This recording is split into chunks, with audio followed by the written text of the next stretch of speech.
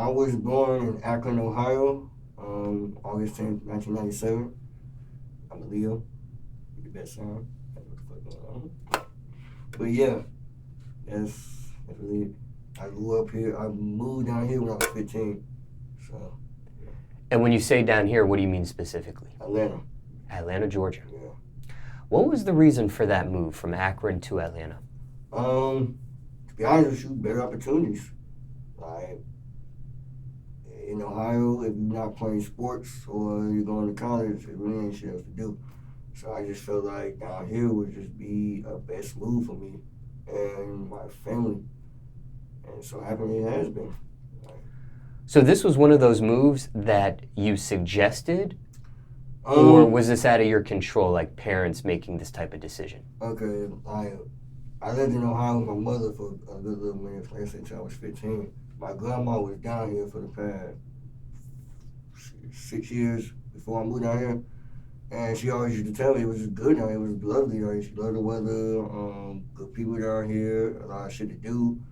And that really made me, like, gravitate towards this shit. And I really just made that decision myself. Cause I wanted a new start. I wanted to do something different. Like, change it up a little. And that's what I did. At 15, was this in the middle of high school or right before high school was about to After start? middle school. Yeah, it was like right after middle school. Like, really, like, cause my birthday in the summer. So when I moved down here, they started school a little bit earlier than I expected. Cause up north, we don't start school until the end of September. I mean, like, really beginning of September. So we had that whole summer. And I was already like 14 when my middle school year. And I came down here that summer. And I hit 15. Well, yeah. So what grade at 15 do you start? Freshman year. Okay, got you. So this wasn't a move right in the middle of high school. Oh, This no, was no, no, right. no. This Yeah. was This literally was December. this was literally a fresh start for you. Yeah, literally a fresh start. It was like I met new people, didn't know nobody but my grandma and my aunt, and my little cousin. He was like three. Now, when when kids grow up and they're used to growing up with the same kids around them, growing up from one school, transitioning to another, like elementary to middle to high school, when they're used to stuff like that, moving to a whole nother city, a whole nother state, no friends, this, that, and the third, that can be traumatic for some kids. Yeah, it could. Was that for you or no? I was kind of nervous. Of course, I was nervous because of me being what I am and who I am. It was like, damn, am I gonna be able to make friends and people gonna really mess with me? But it was like, I knew my personality was good as an individual, so I knew I was gonna have friends. I knew I was gonna meet somebody to talk to. But it really wasn't like hard for me. It was like I wanted to do it. I was ready, to be honest with you. It was a new start. I wanted a new start. Now, we've seen TV shows, we've seen movies where, a new kid in a new school doesn't know anybody. Yeah. They have two options, right? They either become Mr. Popular, get all the girls, and they ride their way to the top, and, they're the cool kid. Yeah. Then we've seen other movies where they're at the low end of the totem pole. Yeah. They're Outcasted. teased, they're bullied, how'd you make out? Yo, I ain't gonna cap, man. I was that nigga in school, but I was very, very, very popular actually. Like my first day of high school was weird, but by the end of the week, everybody knew me in that building. Everybody at school knew me. You can ask anybody that went to school with me. They knew who I was. And it was like I was that popular kid. Like I was a freshman hanging out with the juniors, seniors. Like people thought I was a junior growing up. And I was telling them I was 15, they were like, what the hell? But it was cool because it was like, I got all that attention. Because people was like, they never seen nothing like me before. Like, I came from a whole new state. I came with a fresh start. And it was like, oh, he cool. He really cool as fuck. He got confidence. He don't give a fuck. Like, I'm over here hooping with the kids. I'm over here playing football and shit. Like, it been shit that you think I would never be able to do, but I did. Trust me, man. It's just, I was cool. I was that person, man. So when you go to school, you're in general population, so to speak? Mm-hmm. Because sometimes when it comes to people with physical disabilities, mental disabilities, sometimes they could be separated from the regular kids. Yeah. Oh no, I wasn't really separated. Like people always fuck with me and shit. It was like, cause they really got to talk to me. Like some people didn't talk to me still, cause it was like, I don't know if I should like talk to him. I don't know if he was cool. I don't know if he was mentally okay. But like the people that was around me in my circle, they knew I was cool. They knew that I was probably more smarter than any other kid in that school, and they just fucked with me. And it took a minute for people to realize that shit. But over time, they was like, okay, he cool. He just like us. He's just small. That's it. Now, any advice to somebody watching this that has to deal with a new city, new school, new start, and they got to work their way in? And circumstances could be different for everybody, but do you have any advice, general advice here? My advice is, bro, stay on the books. Don't give a damn what these kids say. Don't make 2 friends, and that's it. At the end of the day, bro, you don't need the whole school knowing your name. You don't need the whole school in your business, bro. Just stay to these books and get finished. Really, be honest with you, bro, because all that shit is a distraction. Because I'm going to keep it a beam with y'all. When I moved down here, I had a little trouble. Like, I first moved down here when I was 15, so I went to freshman year. But my sophomore year, I had a little trouble at home, and I went back home to Ohio to live with my mother. During the 6 months that I lived with her, I didn't go to school, period. I was at home, playing the game, not doing shit. At 16. So, me and my mother, we was tight. After 6 months passed, my mom passed away. And I had to move back down here. So I was behind in a whole damn near half a semester, almost a whole semester. So when I moved down here, I was still a sophomore. But I had like 2 or 3 credits over that I was a sophomore. So if I was like 1 credit off, I was a junior. So I struggled in school to really make it graduate on time, because my class was 2016. But some people thought, most teachers thought I was going to graduate a year later. So I managed to get my book straight and really just work on my shit, because I didn't want to graduate later. I didn't want to graduate a whole year later. I didn't want to graduate my class. And especially people didn't think I was going to do it. So I fucked around and did it. So my thing is for y'all is just stay on the books. Focus, man, because all this attention, especially in high school, it's not worth it, bro. It's bigger than what it is, because half of them kids ain't going to be doing shit. Trust me. Half of them kids ain't going to be doing shit. How did your mother pass, if you don't mind me asking? And I basically, she was very sick growing up. So she was diabetic at the age of 6. She always had a bad heart, shit like that. And basically, she just went to the hospital one day. Her heart gave out, and that was really it. But overall, she was just, I think she died at the age of 33. Yeah, 33 or 32. Very young. Yeah, very young. I was 16 when she passed away, so she didn't even see me hit 18. She hit 21 either. But at the end of the day, I know she's still with me, and I know she's proud of me, because I have accomplished a whole lot that motherfuckers didn't even think I was gonna accomplish. Shit, like I told you, people think I was gonna make past 7. And people didn't think I was gonna make it past 7. So simple as that. And that's something we talked about in another segment that people can watch if they didn't see that. When your mom passed, you weren't around physically. No, I wasn't. I was down. I was actually in Chicago for a family reunion, because I fell out with my grandma and shit, and we didn't talk for a good 4 or 5 months. But they was like, they want me to come to family reunions to see them and really spend time. So I ended up going to Chicago. Was only there for 2 or 3 days. Got a call from my stepdad. He was like, your mom was in the hospital. But going out, I was like, okay, my mom was in the hospital. I was used to that, so I was like, okay, she cool, she be all right. My family gave me the news that she passed away. And that was the decision that I had to make, either stay in Chicago or come down here to Atlanta. I wasn't staying in Chicago. So I came down here. Back with grandma? Yeah, back with my grandma.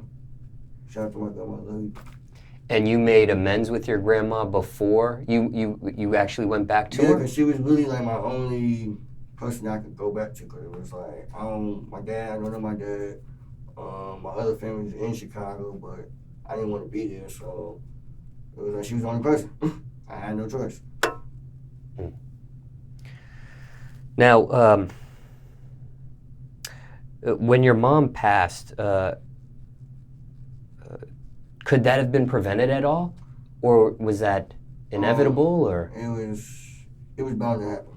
Like, there was no more. She did all her fighting that she could do, and I'm more glad that it happened the way it did because I know she was hurt. She was fighting all her life, and I know she couldn't do no more. So basically, it was natural. Basically, I don't even think it was natural causes. It's just her heart gave out. Really. But was there? Did doctors ever say she could pass away in her 30s or in her early 30s? Like, did they see this coming? I didn't know because my mom she kept shit secret from me, so she never really told me anything.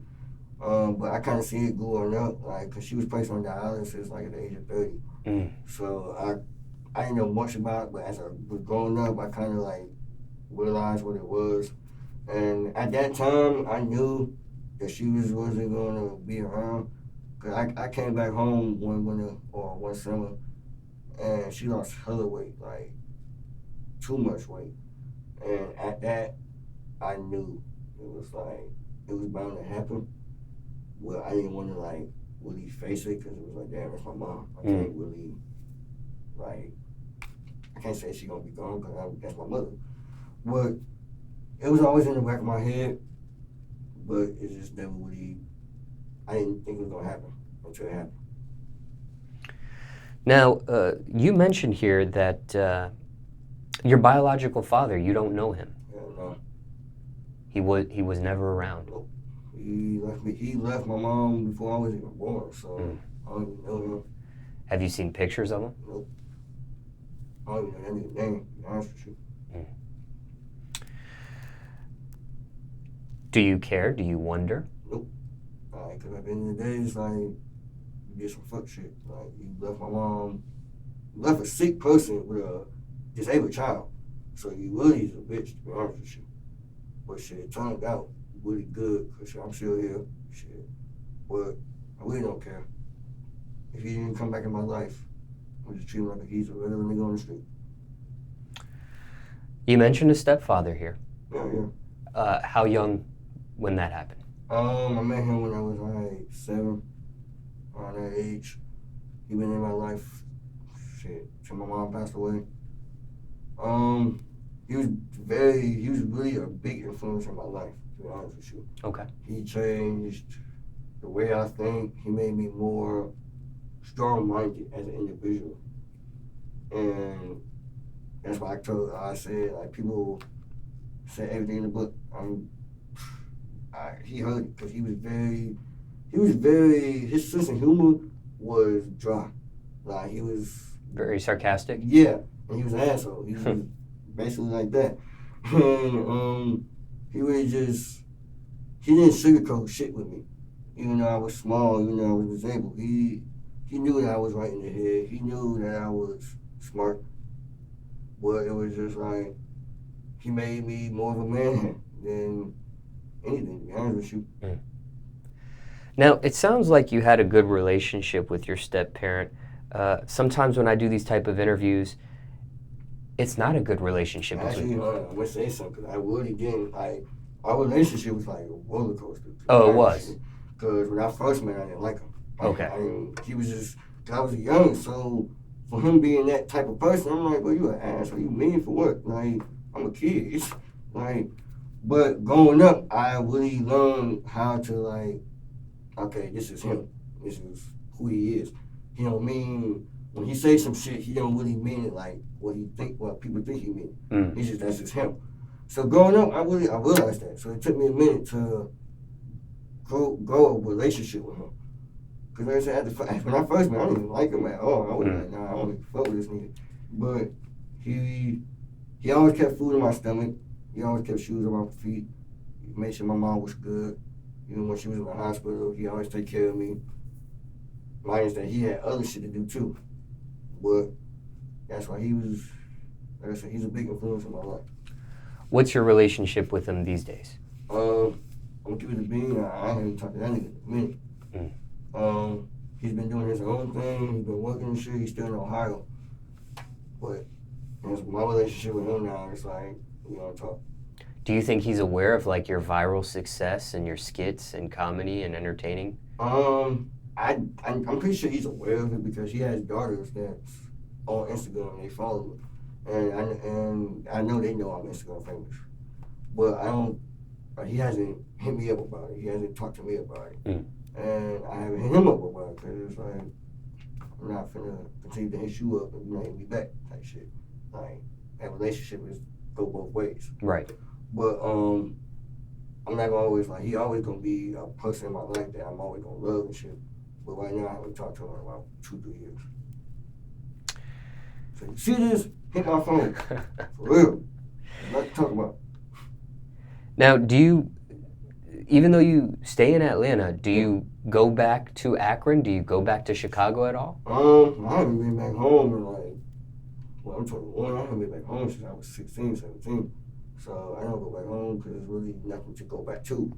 Like now I'm famous now, so it's like I feel like a lot of people know me in Ohio because that's what people recognize me from. But going back, like, I haven't been back there in a minute. Like, I have no reason to. Like, I have barely no family here. All my family's in Chicago, so I haven't been in Chicago in a minute either. Now, growing up, financially, what class were you in? Some grow up in poverty, some grow up in lower middle class, upper middle class, rich? I wasn't rich. I know that for a fact. I wasn't really, I'm about to say lower middle class, because I really wasn't, we wasn't having it like that, but it was like, we made sure that we would eat. Like, I didn't have all the fancy shit. I didn't have a big ass house. Shit, I lived in the hood, goddamn, to be honest with you. But at the end of the day, I didn't have what kids have now. So really, we made by it. Let's just say that. We didn't have everything though. What did this teach you? What did you learn from that? It taught me how to hustle. Taught me how to go out there and get on my own. And there was certain shit that I didn't have, certain shit that I couldn't afford.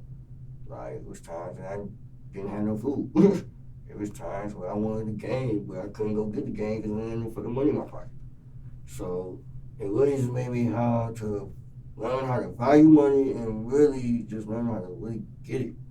Because most people wouldn't think that I would work. I work at Mercedes-Benz downtown. But that's really what I learned from, to be honest with you.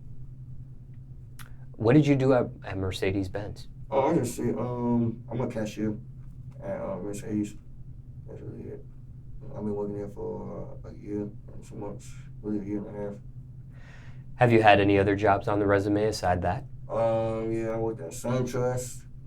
I worked at Phillips Arena. Now I'm calling State Farm. That's really it. That's all in the past year. What were your roles aside from Mercedes-Benz? Like at SunTrust, at the arena, what was your job specifically? It was all cashier. Oh, all cashier. Why so many jobs in 1 year? Because I was like, most people didn't think I could work. So I love money. I love money, man. Like, I love to make money, to be honest with you. So that was just my hunger for it. Because like, I wanted to work. I wanted to provide my own damn self. I didn't want to have nobody else to provide for me. But that was the main reason. Because it was like, I had to get it. I wanted shit that I wanted. I had to provide for my own lifestyle. So nobody was going to give it to me. I had to go get it. Shit, I could work. Shit, I'm more manageable to do a lot of shit. Why can't I? So when you say you have these multiple jobs, are you having 2 jobs simultaneously or 3 jobs simultaneously? Or is it one, it ends, then you start another, then it ends, and then... At the time, with SunTrust, I was really working them almost every week. And then I still had Mercedes. But I didn't get SunTrust until like after I left Phillips Arena.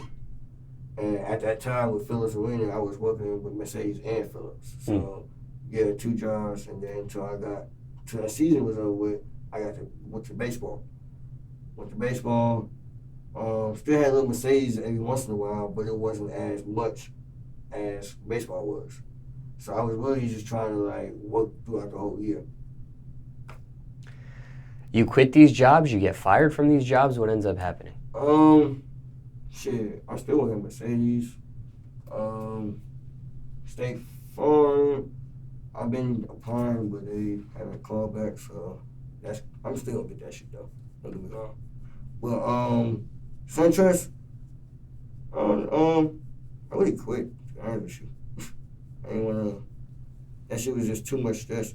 Like, the management there was fucked up. Like, couldn't fuck with it. The arena, that was a seasonal gig? Yeah, that was a seasonal gig. I see. Were any of these jobs that you mentioned tough? No, they always fun. Because I was just a cool ass person. So everybody fuck with me. And this was way before the Instagram shit. Like, SunTrust is when I was really coming up on Instagram stuff. But when I was at Phillips and when I started working at Mercedes, I really wasn't doing what I'm doing now. I was just working. We talked about your physical disability in a previous segment. Yeah. And the different things that have happened to you. But do you get a check for that, being physically disabled?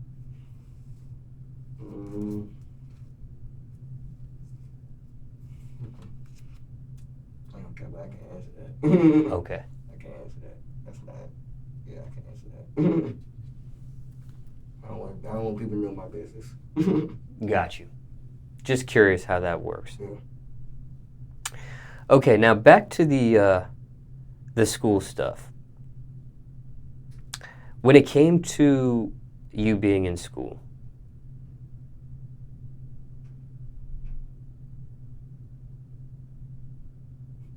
What's up? Did you do any acting classes? Did you take any theater classes? No, really, no. I really just I took culinary. Of course, I took PE because I love sports. Basketball, my favorite sport. That was really it. Took every other class everybody else took, but no, I didn't take no acting classes. I didn't take because I didn't think I was gonna be what I was doing when I was in high school. Honestly, I didn't even know what I was doing. I was still trying to find myself. To be honest.